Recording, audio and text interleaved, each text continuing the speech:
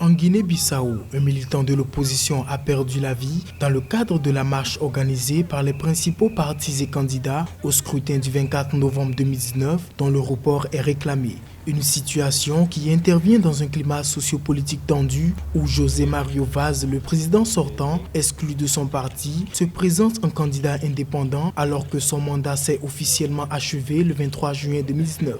Il y a eu des milliers de manifestants. La police a été intervenue rapidement pour empêcher justement ces manifestations. Les organisateurs disent avoir été organisés, ce que dément le ministère de l'Intérieur. Mais la Ligue bissau-guinéenne des droits de l'homme a même condamné cet acte qu'elle a considéré de barbare et ignoble. Un appel à manifester avait été lancé pour exiger une révision complète du fichier électoral afin d'éviter les fraudes lors de la prochaine élection présidentielle. Cette révision, refusée par le gouvernement dirigé par le Parti africain pour l'indépendance de la Guinée et du Cap-Vert PAIGC, entraînerait un report du scrutin alors que la communauté internationale insiste sur un respect du calendrier électoral. Aujourd'hui, on est face à une situation qui veut que ces élections soient reportées, mais le problème c'est qu'il y a une crise de confiance et cette crise de confiance est partout palpable. Nous ne savons pas exactement ce que nous réserve demain. Les partisans du mouvement pour l'alternance démocratique, du Parti de la rénovation sociale, du président sortant, José Mario Vaz et de l'ancien premier ministre Carlos Gomes entendent dénoncer le projet de renforcement de la force d'interposition de la CEDEAO ainsi que le manque de transparence dans la gestion du processus